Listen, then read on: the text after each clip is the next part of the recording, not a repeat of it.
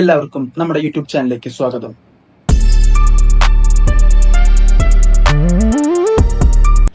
ഇന്ന് നമ്മൾ സംസാരിക്കാൻ പോകുന്നത് എ ഷോപ്പ് ഫോർ കില്ലേഴ്സ് എന്ന സീരീസിനെ പറ്റിയാണ്. അത് ഈ വർഷം പുറത്തിറങ്ങിയ സൗത്ത് കൊറിയൻ സീരീസ് ആണ്. ഹോട്ട്സ്റ്റാറിലൂടെയാണ് പുറത്തിറങ്ങിയത്. ടോട്ടലി 8 എപ്പിസോഡാണ് ഉള്ളത്. ഞാൻ ഫുള്ളും കണ്ടു തീർത്തിട്ടുണ്ട്. എനിക്ക് വളരെയധികം ഇഷ്ടപ്പെട്ട ഒരു സീരീസ് ആണിത്. ഇത് കാണുന്നവർക്ക് ആർക്കാണെങ്കിലും ഇഷ്ടപ്പെടും. ബിങ് വാച്ച് ചെയ്യാൻ പറ്റിയ ഒരു ഐറ്റം തന്നെയാണ്. ഇതൊരു ആക്ഷൻ ത്രില്ലർ സീരീസ് ആണ്. ഇപ്പൊ ഈ റൊമാൻസ് കോമഡി ഇതെല്ലാം കണ്ട് കൊറിയൻ സീരീസിനോട് തന്നെ ഒരു മടുപ്പ് വന്നിരിക്കുന്ന ടൈമായിരുന്നു. അപ്പൊ അങ്ങനെ ഞാൻ നോക്കിയപ്പോ നല്ലൊരു റിവ്യൂ വന്ന ഒരു സീരീസ് ആയിരുന്നു ഇത്. അങ്ങനെ കണ്ടു നോക്കിയതാണ്. അടിപൊളി സാധനമാണ്. എല്ലാവർക്കും ഇഷ്ടപ്പെടുന്ന ഒരു തരത്തിലുള്ള ആക്ഷൻ ത്രില്ലർ ഇഷ്ടപ്പെടുന്നവർക്ക് ഇഷ്ടപ്പെടുന്ന ഒരു സാധനം തന്നെയാണ്. കുറെ ട്വിസ്റ്റും ടേൺസും ഒക്കെ വരുന്ന ഒരു സീരീസ് തന്നെയാണ്. എല്ലാവർക്കും ഒന്ന് കണ്ടു നോക്കാവുന്നതാണ്. ഇതിന്റെ സ്റ്റോറിയിലേക്ക് വരുമ്പോഴത്തേക്കും ഇത് ഒരു പെൺകുട്ടി, അച്ഛനും അമ്മയും മരിച്ചുപോയ ഒരു പെൺകുട്ടി, പിന്നെ ആളുടെ അങ്കിളിന്റെ കൂടെ താമസിക്കാൻ പോകുന്നതാണ് ഇതിന്റെ കഥ. കുട്ടി അങ്കിളിന്റെ കൂടെയാണ് വളരുന്നതും പിന്നെ പെട്ടെന്ന് ഒരു സമയത്ത് അങ്കിള് മരണപ്പെടുകയും ചെയ്യുന്നുണ്ട്.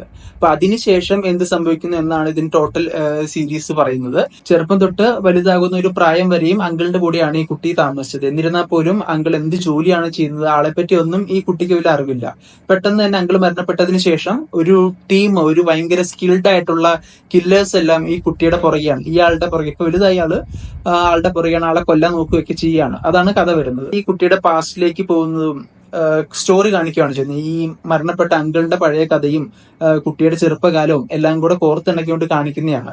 പിന്നെ ഈ സീരീസിന്റെ പേരിൽ പറയുന്ന പോലെ ഷോപ്പ് ഫോർ കില്ലേഴ്സ്, അതായത് ഒരു ഷോപ്പിംഗ് മാൾ എന്നാണ് ഇതിനകത്ത് പറയുന്നത്. അത് കില്ലേഴ്സിന് അവർക്ക് വേണ്ടിയുള്ള ആയുധങ്ങള്, മറ്റ് സാധനങ്ങള് എല്ലാം സെല്ല് ചെയ്യുന്ന ഒരു ഓൺലൈൻ പ്ലാറ്റ്ഫോം പോലെ ഉണ്ടാക്കി വെച്ചു. എന്തുകൊണ്ടാണ് തന്നെ ഇങ്ങനെ ആൾക്കാർ കൊല്ലാൻ വരുന്നതെന്നൊന്നും ഈ കുട്ടിക്ക്, ഈ ജിയാങ് അങ്ങനെ എന്താണ് പേര് പറയുന്നത്, പേര് ഓർമ്മ കിട്ടുന്നില്ല. അവരെ കൊല്ലാൻ വരുന്നത് എന്തിനാണെന്ന് കണ്ടുപിടിക്കുന്നത്, അത് അറിയാൻ ശ്രമിക്കുന്നതൊക്കെയാണ് ഇതിന്റെ ഫുൾ കഥ. സ്റ്റാർട്ടിങ് തന്നെ നമുക്കൊരു വീടാണ് കാണിക്കുന്നത്. ആ വീട്ടിൽ ആരും അറ്റാക്ക് ചെയ്യാൻ ശ്രമിക്കുന്നുണ്ട്. അവിടെ നിന്നാണ് കഥ പോകുന്നത്. ആ അറ്റാക്ക് ചെയ്യുന്നത് ഈ കുട്ടി വലുതായി ഒരു 10-20 വയസ്സായി ആ പ്രായം ഉണ്ടാവും.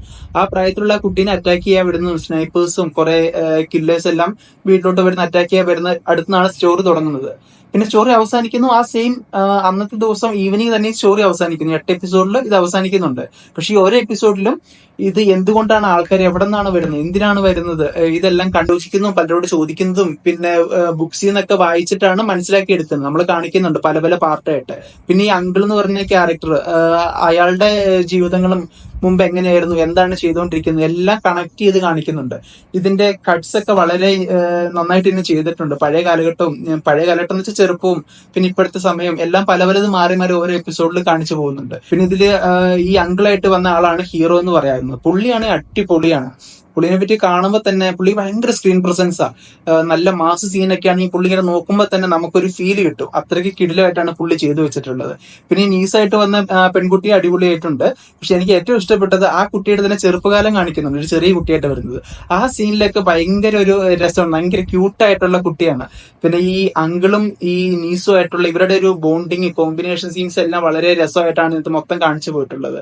ഇപ്പൊ ഇത് ആ വീട്ടില് നടക്കുന്ന ഒരു സംഭവത്തില് ചുറ്റിപ്പറ്റി കാണിക്കുന്നതാണെങ്കിലും ഈ പഴയ കാലഘട്ടം കാണിക്കുമ്പോൾ ഇതുവരെ എങ്ങനെയാണ് സഞ്ചരിച്ചത്, ഇത് എന്തുകൊണ്ടാണ് ഇതൊക്കെ സംഭവിക്കുന്നത്, എല്ലാം ഈ 8 എപ്പിസോഡുകളിൽ അവർക്ക് കവർ ചെയ്യാൻ പറ്റിയിട്ടുണ്ട്. പിന്നെ ഇതിൽ വന്നു പോകുന്ന എല്ലാ ആക്ടേഴ്സും അടിപൊളിയായിട്ടാണ്. ചെറിയ റോളിൽ വന്നവർ പോലും ഒരു ഇമ്പാക്ട് തന്നിട്ടാണ് പോകുന്നത്. ഈ അങ്കിളിന്റെ കുറെ കൂട്ടാളികളൊക്കെ ആയിട്ട് പല ആൾക്കാർ പല സമയത്ത് വന്നു പോകുന്നുണ്ട്. എല്ലാവരും നമുക്ക് ഇച്ചിരൂടെ അവരെ കാണണം എന്ന് തോന്നിക്കുന്ന രീതിയിലുള്ള പ്രകടനമാണ്. ഭയങ്കര ആക്ഷൻസ് ഒക്കെയാണ് കിടിലം. ഇതിന് കുറെ ഗൺഫൈറ്റും ഇതൊക്കെ നന്നായിട്ട് തന്നെ ചെയ്തിട്ടുണ്ട്. പിന്നെ ആ ടൈമിൽ വരുന്ന BGM, ബാക്ക്ഗ്രൗണ്ട് സ്കോറിംഗ് ഒക്കെ ഒരു രക്ഷയില്ല. നമുക്ക് ഈ ഭയങ്കര ആക്ഷൻ ഒക്കെ വരുന്ന സീനിലൊക്കെ ആണെങ്കിൽ അത്രയ്ക്ക് നമുക്ക് ഇന്റൻസ് ആയിട്ട് ഫീൽ ചെയ്യാൻ വേണ്ടി കിടിലം വർക്കാണ് അവർ ചെയ്തിട്ടുള്ളത്. നമ്മളത് കാണുമ്പോഴത്തേക്ക് നമുക്ക് അതിനകത്ത് ഇരുന്ന് പോകും. ഇത് ഒറ്റ അടിക്ക് ഈ 8 എപ്പിസോഡ് കാണാം. അതിനകത്ത് വേറൊരു ലേഡി ക്യാരക്ടറും കൂടെ ഉണ്ട്. ആളുടെ ഫൈറ്റ് സീക്വൻസ് ഒക്കെ ഭയങ്കര രസമാണ്. ആ ക്യാമറ പോകുന്ന ആംഗിളും ഇതെല്ലാം കിഡിലായിട്ട് തന്നെ ചെയ്തിട്ടുണ്ട്. പിന്നെ കുറെ ഡ്രോൺസ് ഒക്കെ വരുന്നുണ്ട്. ഒരു ക്യാറ്റിന്റെ ഷേപ്പിൽ ഒരു ഡ്രോൺ ഒക്കെ വരുന്നുണ്ട്. അത് കാണാൻ തന്നെ ഭയങ്കര രസമായിട്ടുണ്ടായിരുന്നു. അതിന്റെ സീൻസും ആ ഡ്രോണിന് വരെ ഒരു ഇൻട്രോ കൊടുത്തിട്ടുണ്ട്. അത് കിഡിലായിരുന്നു. പറയാനുള്ളത് ഇതിന്റെ മെയിൻ വില്ലൻ ആരാണെന്ന് കാണിക്കുന്ന ഒരു സീനുണ്ട്. അത് കുറച്ച് എപ്പിസോഡ് കഴിഞ്ഞതിന് ശേഷമാണ്.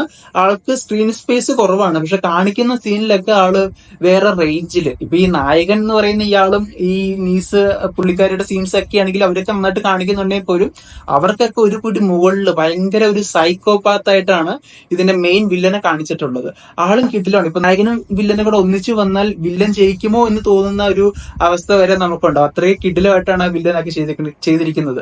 പിന്നെ വില്ലന്റെ കൂടെയുള്ള ടീംസ് ഒക്കെ എല്ലാവരും കിഡിലുമാണ്. ഇപ്പോ 1ാമത്തെ സീസൺ ആണ് കംപ്ലീറ്റ് ആയിട്ടുള്ളത്. 2ാമത്തെ സീസൺ ഉടൻ തന്നെ അനൗൺസ് ചെയ്യുമായിരിക്കും. ഒഫീഷ്യൽ കൺഫർമേഷൻ എന്തെങ്കിലും ഉണ്ടോ എന്ന് ഒന്ന് ചെക്ക് ചെയ്യണം. അപ്പൊ ആക്ഷനും ത്രില്ലറും ഒക്കെ ഇഷ്ടപ്പെടുന്നവര് എന്തായാലും ഒന്ന് കണ്ടു നോക്കാവുന്ന ഒരു സീരീസ് ആണ്. ഒരു കിടിലൻ സാധനം തന്നെയാണ്. എനിക്ക് ഈ ആക്ഷൻ സീരീസ് ആണ് ഏറ്റവും കൂടുതൽ ഇഷ്ടമുള്ളത്. അപ്പൊ അങ്ങനെയുള്ള സെർച്ച് ചെയ്ത് തേടി പിടിച്ച് കാണുന്ന ഒരാളാണ്. അങ്ങനെ കുറെ നാൾക്ക് ശേഷം കണ്ട ഒരു നല്ലൊരു സീരീസ് തന്നെയായിരുന്നു ഇത്. അപ്പോ ഒന്ന് കണ്ടു നോക്കാവുന്നതാണ്. 문을 열어달라고 할 거야. 할 수 있겠어?